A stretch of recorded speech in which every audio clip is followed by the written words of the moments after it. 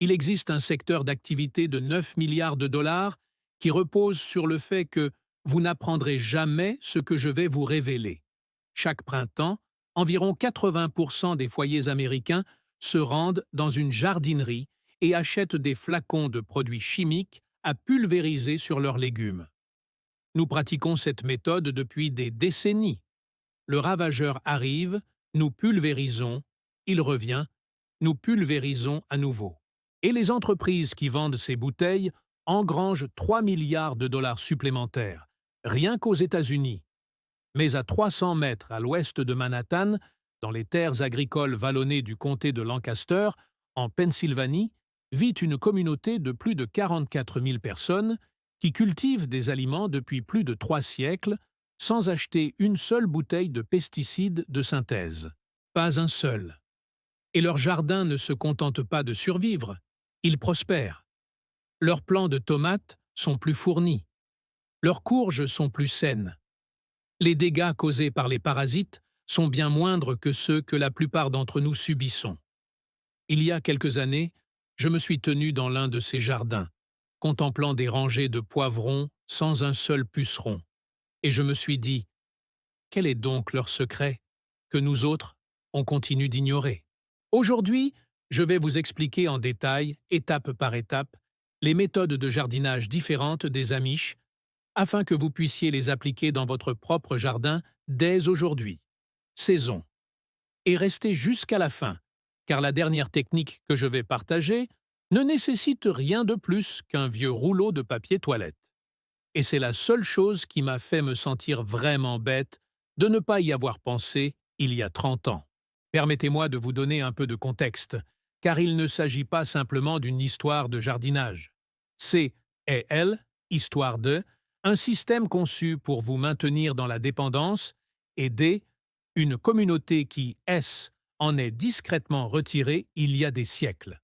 L'industrie moderne des pesticides trouve ses racines commerciales dans les années 1940, juste après la Seconde Guerre mondiale, lorsque les entreprises chimiques cherchaient de nouveaux débouchés pour les composés synthétiques qu'elles fabriquaient pour, elles, efforts de guerre. DDT, organophosphorés, hydrocarbures chlorés. Du jour au lendemain, ils ont été réutilisés à des fins militaires pour l'agriculture. Et voici ce qui devrait vous interpeller. Le modèle économique N a jamais consisté à résoudre définitivement votre problème de ravageur. Il s'agissait de le gérer suffisamment pour que vous reveniez la saison suivante et en achetiez davantage. Ce n'est pas un complot. C'est une question d'économie. Un produit qui éliminerait réellement le besoin de lui-même serait une catastrophe commerciale. C'est pourquoi, depuis 80 ans, la plupart d'entre nous sommes pris au piège d'un cycle infernal de pulvérisation. On supprime temporairement les nuisibles, on les voit revenir et on recommence. Pendant ce temps, les Amish, dans leur jardin, observèrent la scène avec perplexité, car ils avaient déjà trouvé la solution. Le reste du monde agricole commence seulement à le démontrer scientifiquement. Preuves à l'appui. On ne combat pas les ravageurs en les tuant, mais en créant un jardin où ils ne peuvent survivre. Et cette différence, ce simple changement de perspective, vaut bien plus que tous les produits chimiques que vous trouverez dans votre jardinerie. Laissez-moi vous expliquer comment cela fonctionne. Je vais commencer par ce qui m'a le plus surpris. L'histoire qui m'a ouvert les yeux est celle de John Kemp. Si vous n'avez jamais entendu parler de lui, cela va changer, car sa découverte est l'une des avancées les plus importantes de l'agriculture moderne. L'idée venait d'un enfant amish qui n'avait que le niveau de la troisième. Kemp a grandi dans une petite ferme fruitière et maraîchère du nord-est de l'Ohio. Son père était le fournisseur régional de pesticides. Ils étaient la famille qui testait systématiquement les nouveaux produits chimiques avant de les recommander aux autres agriculteurs. Résultat, ils en utilisaient plus que la plupart des autres agriculteurs des environs. Et pourtant, entre 2002 et 2004, ils ont perdu plus de 70% de leurs 4 principales cultures pendant 3 années consécutives, malgré l'utilisation de tous les pesticides disponibles. Les plantes étaient dévorées par les insectes et décimées par les maladies. Aucun produit ne pouvait les enrayer. Puis, un événement a tout changé. En 2004, la famille Kemp a loué un champ voisin à un éleveur laitier. Ce champ n'avait jamais été traité aux pesticides. Il était cultivé selon une rotation quadriennale simple de maïs, de céréales et de foin. Ils ont semé des melons sur les deux champs, le traité et le non traité, les rangs s'étendant de part et d'autre de la limite de propriété. Même variété, même date de semis, même engrais, mêmes applications de fongicides. À la récolte sur le sol de la famille Kemp, celui-là même qui avait été aspergé intensivement de pesticides pendant plus de 10 ans, 80% des feuilles étaient couvertes d'oïdium. Sur le sol non traité de l'éleveur laitier, aucune infection n'était visible.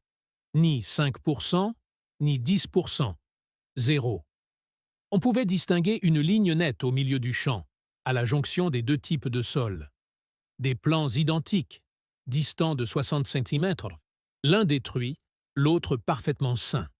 Kemp voulait savoir pourquoi. Et c'est là que cette histoire devient extraordinaire.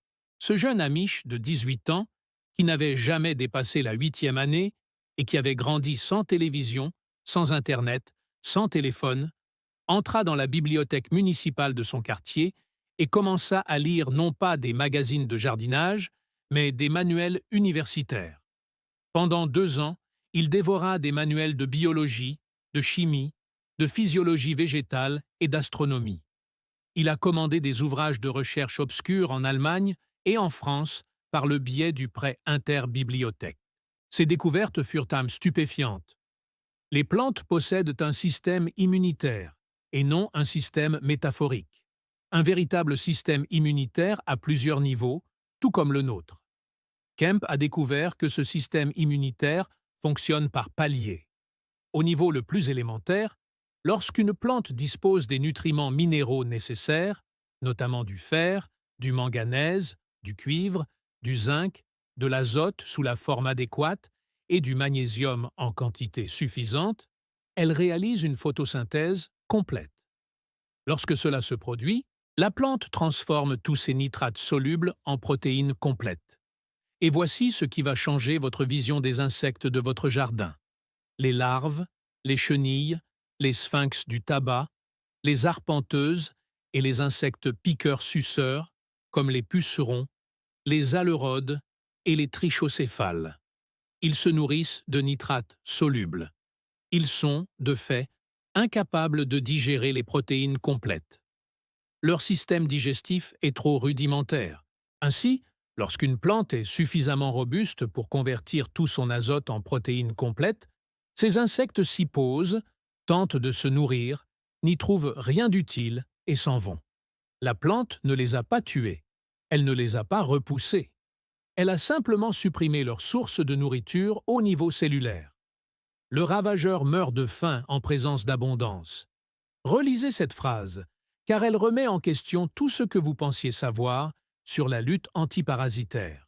Le puceron se pose sur votre tomate, tente de se nourrir, ne trouve rien à digérer et s'envole affamé. Aucun produit, aucun piège, aucune intervention. La plante s'est défendue en étant trop vigoureuse pour être consommée.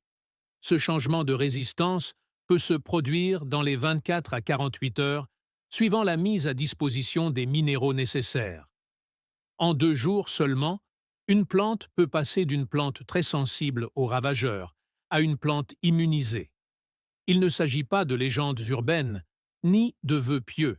Kemp a fondé la société Advancing Eco Agriculture en 2006. Dès 2024, elle conseillait des agriculteurs sur plus de 1,6 million d'hectares en Amérique du Nord. Des recherches évaluées par des pairs et menées par des institutions telles que Cornell, Penn State et plusieurs universités européennes confirment que les sols équilibrés en minéraux et biologiquement actifs produisent des plantes aux parois cellulaires plus robustes, présentant des concentrations plus élevées de composés de défense et une résistance accrue aux ravageurs. Un article paru dans Frontier in Plant Science a démontré qu'une nutrition équilibrée constitue la première ligne de défense des plantes. Les minéraux modulant directement les enzymes immunitaires et déclenchant des mécanismes de résistance systémique. La science a rejoint ce que les Amish avaient compris, grâce à 300 ans d'observation. Le sol n'est pas seulement l'endroit où vit la plante, il est son système immunitaire. Voici donc votre première action concrète, la base même de votre jardin. Chaque printemps, avant de planter la moindre plante, étalez 5 à 7,5 cm de compost bien mûr sur vos plates-bandes et incorporez-le aux 10 à 15 premiers centimètres de terre. Si vous pouvez vous procurer du compost contenant du fumier de cheval ou de vache bien décomposée, c'est encore mieux. Ce mélange de matière végétale et de déchets animaux crée un microbiome du sol d'une incroyable diversité. Les Amish n'achètent pas d'engrais synthétiques. Ils enrichissent leur sol avec du compost, des cultures de couverture et du fumier. Et ce, depuis des générations sur les mêmes parcelles. Le secret, c'est la régularité. Une seule application ne transformera pas votre jardin. Mais après 2 ou 3 saisons à enrichir la vie de votre sol de cette façon, vous constaterez un changement remarquable. Vos plantes auront des tiges plus robustes, un vert plus foncé, et elles se remettront beaucoup plus vite des petits ravageurs qu'auparavant. J'ai commencé il y a 4 ans, et le simple fait que mes plants de tomates et de poivrons aient changé a largement justifié chaque brouette de compost que j'ai transportée. Si vous vous trouvez dans une zone de rusticité plus froide, par exemple les zones 3 à 5, incorporez votre compost dès que le sol est praticable, idéalement 3 à 4 semaines avant les dernières gelées. Dans les zones plus chaudes, zones 7 à 9, vous pouvez commencer en fin d'hiver. Mais voici ce que la plupart des gens ignorent, et c'est pourquoi j'ai ressenti le besoin de vous raconter d'abord l'histoire de John Kemp. La santé des sols et la lutte anti-parasitaire sont indissociables. Un sol pauvre engendre des plantes fragiles, et des plantes fragiles attirent tous les ravageurs de votre région. C'est là que l'approche Amish se distingue radicalement de tout ce que l'on trouve dans un jardin conventionnel. Et honnêtement, c'est ce qui m'a le plus fait regretter de ne pas y avoir pensé plus tôt. La plupart des jardins américains sont aménagés en rangées bien ordonnées, chacune consacrée à une seule culture. Des tomates ici, des haricots là, des courges tout au fond. Ça a l'air organisé, la récolte est facile. Mais pour un parasite, une longue rangée d'une seule culture, c'est comme une autoroute avec des panneaux lumineux et sans limitation de vitesse. Les jardiniers Amish font tout le contraire. Ils mélangent volontairement les plantes. Ils plantent des herbes aromatiques et des fleurs directement parmi leurs légumes. Et la raison est simple. La plupart des ravageurs repèrent leurs plantes cibles à l'odorat. Pucerons, pierrides du chou, sphinx de la tomate, chrysomèles du concombre, tous se déplacent en suivant les signaux chimiques que leurs plantes hôtes libèrent dans l'air. En entourant vos plantes hôtes de plantes compagnes à forte odeur, vous créez ce que les entomologistes appellent une confusion olfactive. Le ravageur est alors incapable de trouver vos tomates, car le basilic, les œillets d'Inde et l'aneth masquent le signal. C'est comme essayer d'entendre quelqu'un murmurer votre nom dans un stade rempli de supporters en délire. Voici comment procéder. Pour 3 ou 4 plants de tomates, plantez un plant de basilic à 20-25 cm du pied. Le basilic repousse les pucerons, les alerodes et les chenilles du sphinx de la tomate. De plus, de nombreux jardiniers estiment qu'il améliore la saveur des tomates. Les Amish cultivent ces 2 plantes ensemble depuis des générations. Entre les rangs de choux, de brocolis ou de choux frisés, semez de l'aneth ou de la coriandre tous les 30-35 cm. Ces herbes repoussent la pierride du chou et la noctuelle du chou. Mais voici le double avantage, et c'est là que réside l'astuce. Lorsque l'aneth et la coriandre fleurissent, elles attirent les guêpes parasites et les cirfes, de voraces prédateurs de pucerons et de chenilles. Ainsi, vous repoussez un type de ravageur tout en favorisant la présence de leurs ennemis naturels. Il ne s'agit pas simplement de jardinage, mais de stratégie florale. Plantez des œillets d'Inde français en bordure de vos massifs. Non pas les grosses variétés africaines à pompons, mais les variétés françaises plus petites. Espacez-les de 25 à 30 cm. Leurs racines libèrent dans le sol un composé appelé alpha-turthionol, qui inhibe les nématodes agales, et leur parfum en surface repousse les alerodes et les punaises de la courge. Plusieurs universités agricoles l'ont confirmé par des études contrôlées. Il ne s'agit pas d'une tradition pour le simple plaisir de la tradition. C'est la science des œillets d'Inde, perfectionnée par des siècles de pratique. Désormais, les Amish comprennent quelque chose sur les insectes que j'ai mis des décennies à apprendre. Et cela a complètement bouleversé ma façon de penser. Un jardin sain n'est pas un jardin sans insectes. Un jardin sain est un jardin qui abrite les bons insectes. Pensez-y, une seule coccinelle peut dévorer jusqu'à 50 pucerons en une seule journée. Une larve de chrysope peut en consommer 200 au cours de sa courte vie. Les guêpes parasites pondent leurs œufs à l'intérieur des chenilles du sphinx du chou et des pierrides, les tuant de l'intérieur. Les carabes patrouillant la surface du sol la nuit, chassant limaces, vers gris et larves pendant votre sommeil. Ces insectes sont non seulement utiles, mais constituent une véritable équipe de lutte antiparasitaire, active 24h24 et 7h7. Les Amish aménagent d'ailleurs leur jardin précisément pour les employés. La méthode la plus simple consiste à créer ce qu'on appelle une bande à insectes. Il s'agit d'une petite partie de votre jardin, même une simple rangée de 60 cm de large le long d'une bordure, plantée densément de fleurs et d'herbes aromatiques dont les insectes pollinisateurs ont besoin pour le nectar et le pollen. Plantez de l'anchois odorant à l'avant, car il reste bas et fleurit toute la saison. Derrière, alternez les graminées et l'aneth, en les espaçant de 25 à 30 cm. Si vous avez de la place, plantez du fenouil au fond. L'important est une floraison continue du printemps à l'automne, pour que les insectes bénéfiques aient toujours une raison de rester. Quelques semaines après l'éclosion des premières fleurs, cette bande de terre grouillera de cirfes, de guêpes parasitoïdes, de chrysopes et de coccinelles. Une fois installées, ces populations patrouilleront tout votre jardin. Les Amish laissent aussi de petites zones de leur propriété intentionnellement à l'état sauvage. Un carré de trèfle près du potager, une bande de terre non taillée le long de la clôture, un tas de pierres où les carabes peuvent s'abriter. Ce ne sont pas des signes de négligence, mais bien des habitats. Chaque insecte bénéfique a besoin d'un endroit pour vivre, se reproduire et hiverner. Si votre jardin est parfaitement entretenu, avec de la terre nue entre chaque rangée, vous offrez en réalité un refuge aux créatures que vous souhaitez voir travailler pour vous.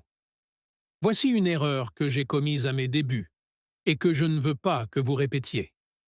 La première année où j'ai essayé, j'ai acheté un sachet de coccinelles. Je les ai relâchées un soir et le lendemain matin, elles avaient toutes disparu. Il faut leur donner une raison de rester. Plantez d'abord leur habitat, puis invitez-les. Si vous habitez dans les zones 4 à 6, où les populations d'insectes bénéfiques se développent lentement au printemps, l'achat de lâchers d'œufs de coccinelles ou de chrysopes peut donner un coup de pouce à leur développement, mais seulement si l'habitat floral est déjà en place. Sinon, vous ne ferez que nourrir le jardin de votre voisin. La pratique suivante est celle qui semble la plus désuète. Et c'est précisément pour cela que c'est plus efficace que n'importe quel produit du commerce. Tous les jardiniers amish du comté de Lancaster, à qui j'ai parlé, évoquent la promenade matinale comme une évidence, aussi naturelle que le petit déjeuner. C'est simple, sans prétention. Pourtant, c'est peut-être la méthode de lutte antiparasitaire la plus efficace que vous puissiez intégrer à votre quotidien. Chaque matin, vous parcourez votre jardin pendant 15 à 20 minutes. Vous emportez un petit seau à moitié rempli d'eau et un peu de liquide vaisselle. Vous commencez par une extrémité et parcourez chaque rangée. Vous ne vous contentez pas d'admirer vos plantes. Vous retournez les feuilles, examinez le dessous des feuilles de courge et parcourez chaque tige du regard. Et quand vous trouvez un ravageur, vous le ramassez à la main et le jetez dans le seau. Je sais que ça paraît d'une simplicité enfantine, mais voici pourquoi c'est si important. La plupart des dégâts catastrophiques causés par les ravageurs ne sont pas dus à un ou deux insectes. Ils surviennent lorsqu'une petite population a proliféré sans contrôle. Une seule chenille du sphinx de la tomate peut dévorer une branche entière en 48 heures. Un couple de punaises de la courge peut pondre des centaines d'œufs en une seule semaine. Le temps de constater les dégâts et de se précipiter sur un insecticide, il est déjà trop tard. La promenade matinale des Amish permet de détecter les problèmes avant qu'ils ne deviennent catastrophiques. 2 chenilles du sphinx du tabac le lundi. C'est 0 le lundi suivant, au lieu de 20 le vendredi. Pour les tomates, recherchez les chenilles du sphinx de la courge sur les feuilles supérieures et le long des tiges. Elles se camouflent bien, mais la présence d'excréments foncés sur les feuilles inférieures est un indice révélateur. Pour les courges et les concombres, retournez les feuilles et cherchez de petits amas d'œufs brunâtres sur leur face inférieure. Ce sont des œufs de punaise de la courge. Les retirer immédiatement avec votre ongle vous évitera bien des soucis dans 2 semaines.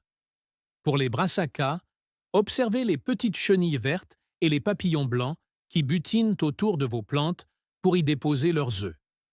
Après 2 saisons de pratique, je peux vous assurer que cela devient un réflexe. Ce sont 15 minutes de calme avant de commencer la journée, qui vous permettent de rester connecté à la nature de votre jardin d'une manière qu'aucun traitement chimique ne pourra jamais égaler. On développe un œil pour distinguer le normal de l'anormal. On apprend les rythmes et on repère les problèmes tôt, ce qui représente 90% du travail. La technique suivante est l'une de mes préférées car elle est ingénieuse et vous fera sourire une fois la logique comprise. Au lieu d'essayer d'éloigner complètement les parasites de votre jardin, les Amish les invitent de parfois volontairement et les envoient ensuite à la mauvaise adresse. C'est ce qu'on appelle le trap cropping. Vous plantez quelque chose que le ravageur apprécie encore plus que votre culture principale, et vous le placez en bordure pour l'éloigner des légumes auxquels vous tenez vraiment. Les nerciums en sont l'exemple classique. Les pucerons sont irrésistiblement attirés par les plantes qui y nichent, bien plus que par vos haricots ou vos poivrons. Plantez-les en cercle autour de votre jardin ou en bout de rang, espacés de 15 à 20 cm. Les pucerons se regrouperont sur les néthoriums et épargneront vos cultures principales. Une fois les néthoriums infestés, 2 options s'offrent à vous. Arrachez les plants et vous en débarrasser, ou mieux encore, les laisser en place et laisser les coccinelles et les chrysopes de votre entomologiste venir s'en régaler. Vous venez de créer un cercle vertueux. La culture piège attire les ravageurs. Les insectes bénéfiques repèrent les ravageurs et vos légumes restent intacts au milieu. Réfléchissez-y un instant. Vous n'avez rien combattu. Vous n'avez rien acheté. Vous n'avez rien pulvérisé. Vous avez agencé les êtres vivants selon un schéma précis et le problème des ravageurs s'est résolu de lui-même. Il ne s'agit pas simplement de jardinage, mais de créer un écosystème. Pour lutter contre les altises, véritable fléau pour les aubergines et les jeunes choux, semez une rangée de radis à environ 60 cm devant votre plantation principale. Les altises raffolent des feuilles de radis et s'y rassembleront. Supprimez les fans de radis et vos aubergines resteront saines.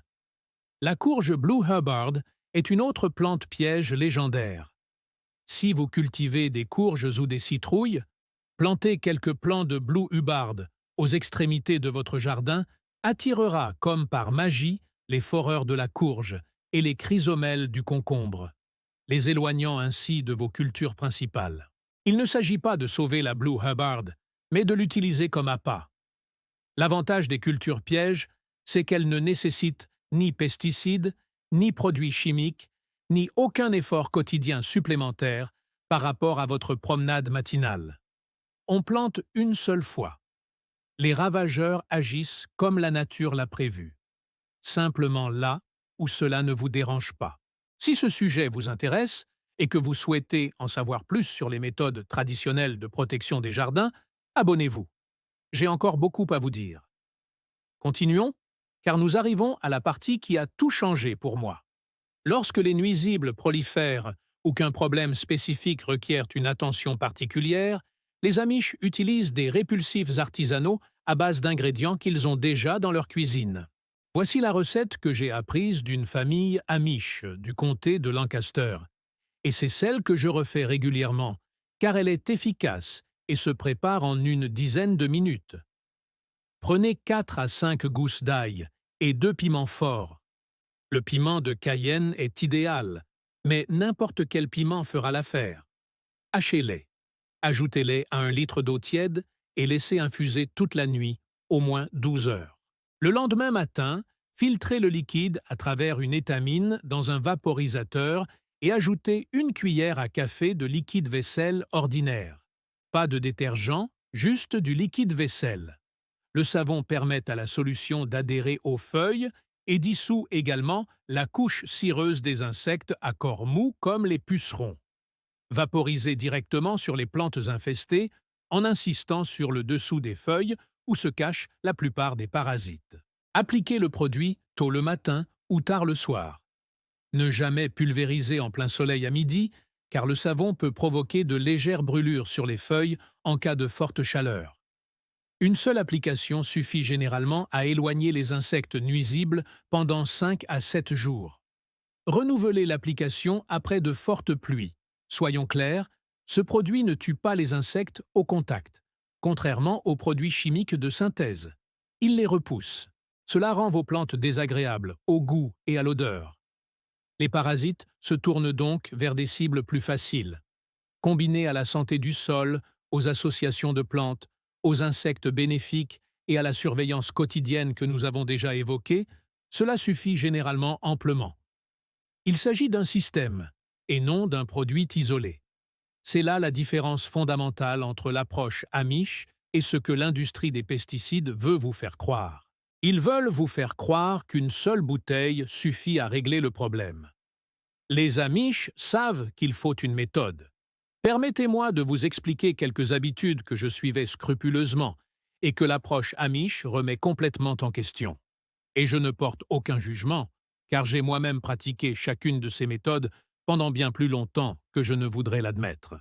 Le premier réflexe est de se précipiter sur un insecticide au moindre signe d'insecte. On nous a souvent appris que la présence de parasites est synonyme de problème. Les Amish, eux, voient quelques pucerons sans s'inquiéter.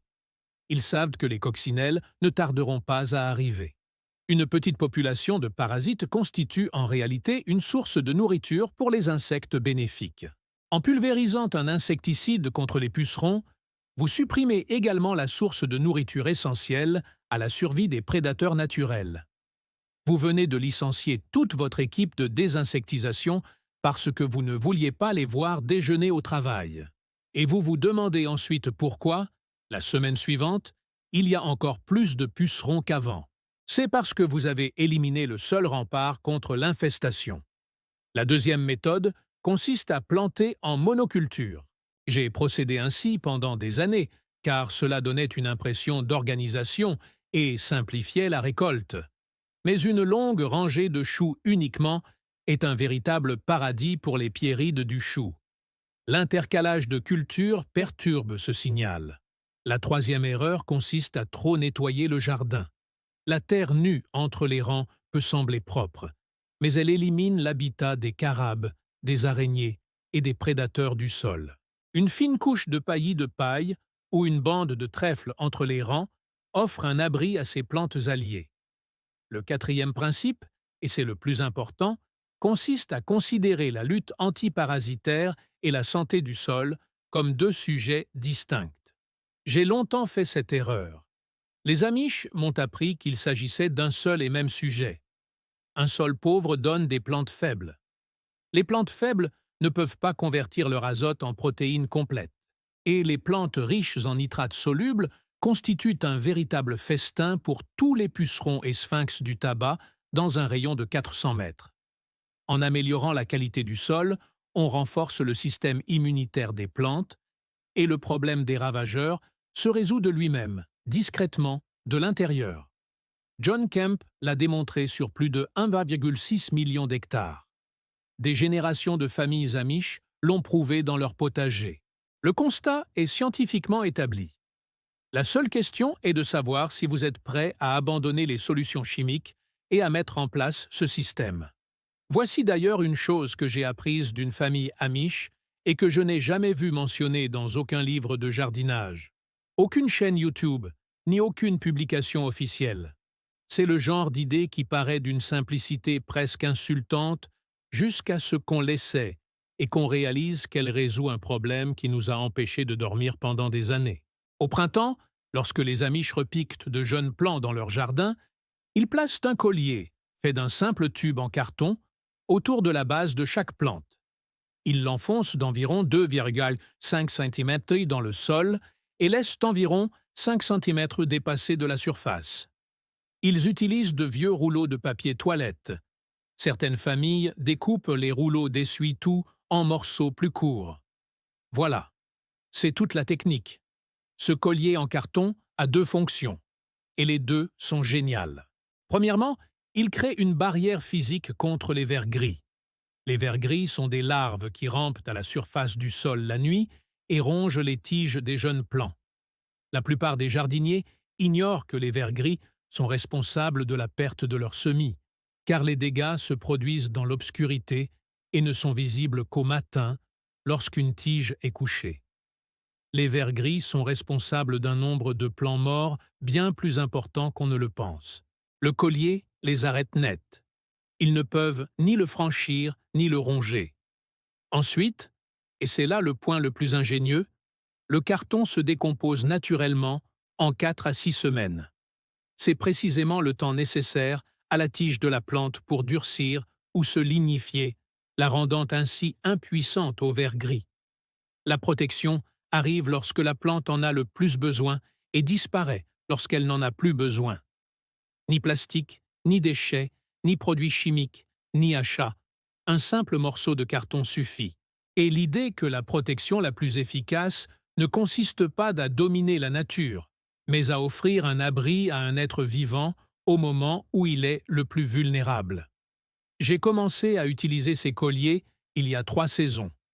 Avant cela, je perdais 5 à 8 plants chaque printemps, et je mettais ça sur le compte de la météo, de jeunes plants mal formés, ou même du chat du voisin.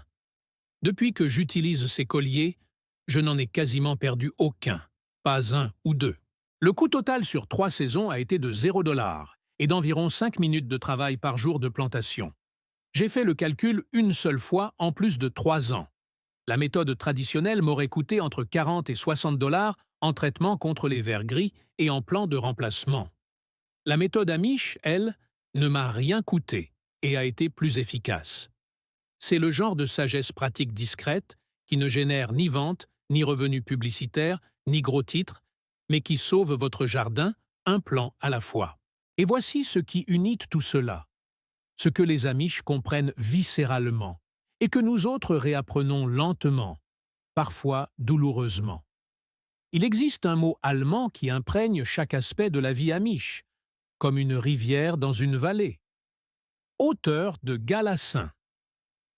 Sa traduction littérale en français est complexe, mais son sens le plus proche évoque l'acceptation de l'ordre naturel, l'abandon du besoin de tout contrôler et la confiance que le système possède un équilibre intrinsèque. Un équilibre conçu bien avant l'arrivée de nos flacons pulvérisateurs et de nos rapports trimestriels. Il ne s'agit pas de passivité, mais de partenariat. Et c'est au jardin que cela se manifeste le plus clairement. Pulvériser un pesticide, même biologique, revient à perturber l'écosystème. Certes, on tue le ravageur, mais on tue aussi les coccinelles, les chrysopes, les guêpes parasitoïdes et les carabes qui œuvraient déjà gratuitement à la régulation de ces ravageurs. Et ensuite, vous vous demandez pourquoi les parasites reviennent en pire. C'est parce que vous avez détruit les défenses naturelles. Les Amish ne luttent pas contre la nature. Ils la laissent faire. Ils enrichissent le sol pour que les plantes développent leur propre immunité. Ils plantent des espèces compagnes pour que les parasites ne puissent pas trouver leur cible. Ils créent un habitat pour les insectes bénéfiques. Ils inspectent le jardin chaque matin pour éviter tout problème. Ils utilisent des plantes pièges pour détourner les insectes nuisibles qu'ils ne peuvent pas empêcher. Et lorsqu'ils ont besoin d'un petit coup de pouce, ils mélangent un ingrédient de la cuisine qui repousse sans détruire. Il ne s'agit pas d'une technique unique. C'est une philosophie qui a fait ses preuves sur les mêmes terres pour les mêmes familles depuis plus de 300 ans. Tandis que nous autres, on achète des produits chimiques et on se contente de quelques espoirs illusoires. Alors, voici ce que je veux que vous reteniez. Enrichissez votre sol chaque année avec du compost et des matières organiques bien mûres. Plantez des espèces compagnes qui désorientent les ravageurs et attirent leurs ennemis naturels. Créez un habitat pour les insectes bénéfiques qui travaillent dur pendant votre sommeil. Inspectez votre jardin chaque matin et repérez les problèmes dès leur apparition. Utilisez des cultures pièges pour détourner les ravageurs des plantes importantes. Et si besoin, préparez un spray simple à base d'ail et de poivre qui repousse sans détruire l'écosystème. Essayez le coller en carton sur vos jeunes plants ce printemps. C'est gratuit. Cela prend 5 minutes et ce sera peut-être le changement le plus satisfaisant que vous ferez dans votre jardin cette année. Les Amish le font depuis 3 siècles. La science confirme maintenant pourquoi ça marche. Il ne manque plus que vous pour essayer. Et honnêtement, une fois que vous commencerez à voir les résultats, une fois que vous verrez une coccinelle dévorer 50 pucerons en un après-midi, une fois que vous verrez votre plant de tomates bien droit et vert en août, alors que ceux de vos voisins jaunissent et sont rongés, vous vous demanderez pourquoi on a fait ça avant. Nous sommes convaincus qu'il existait une meilleure solution, même en bouteille. Si cela a changé votre vision du jardinage, laissez un commentaire et dites-moi ce que vous allez essayer en premier. Je lis tous les commentaires. Et si vous avez trouvé cela passionnant, abonnez-vous pour découvrir d'autres histoires de ce genre. Je prépare des analyses approfondies sur les approches des cultures traditionnelles du monde entier, de la préparation des sols à la conservation des semences.